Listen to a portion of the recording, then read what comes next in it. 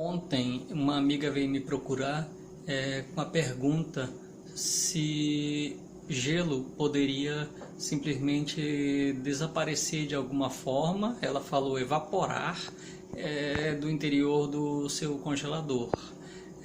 Ela falou que ela tinha cubas de gelo cheias no seu congelador e que depois de alguns dias, sem ela ter retirado nenhum gelo, as cubas começavam a esvaziar.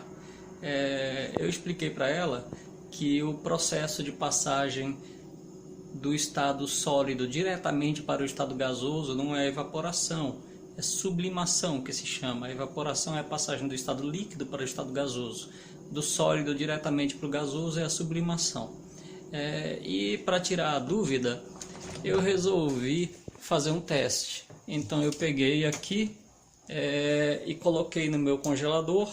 Então eu congelei uma certa quantidade de água. Então aqui eu tenho, vamos pesar?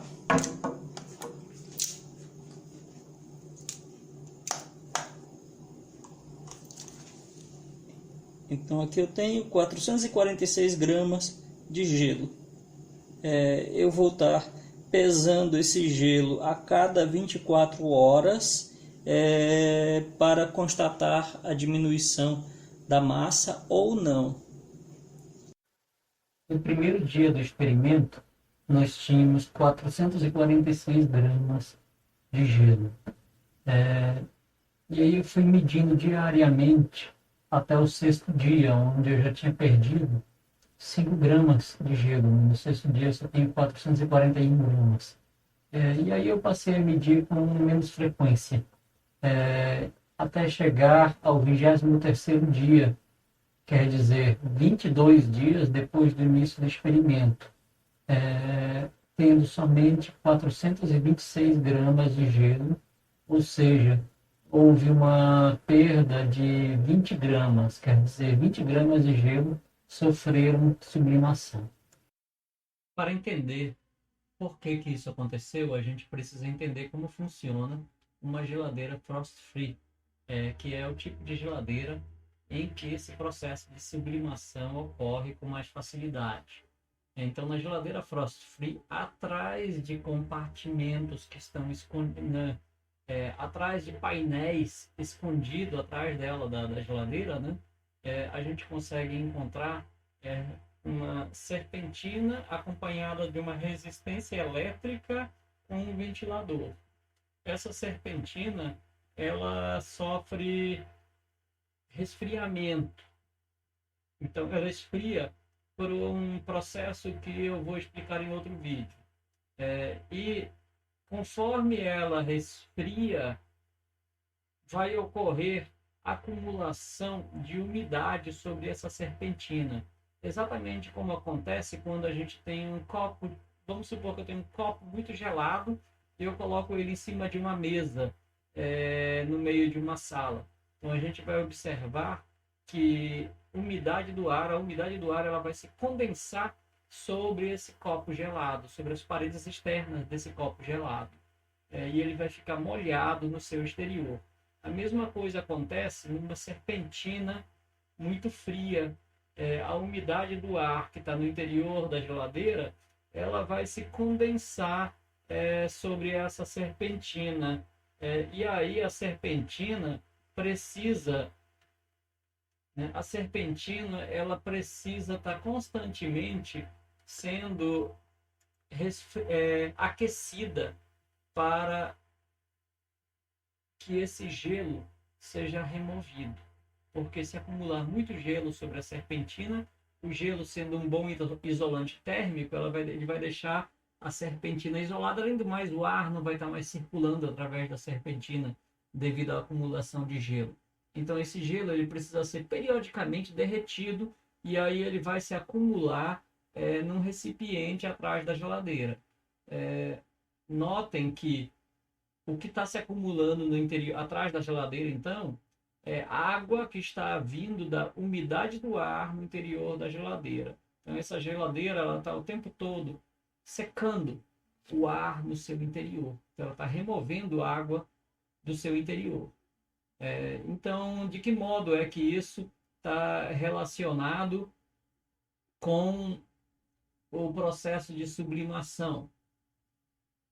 O ar no interior da geladeira ficando seco, ele vai ter a tendência de absorver mais umidade do ambiente da geladeira. Se tiver água no estado líquido, ela vai ser a primeira que vai começar a evaporar e novamente evaporar e vai ser levada para essa serpentina, e aí de lá ela vai passar para o recipiente que está atrás da geladeira.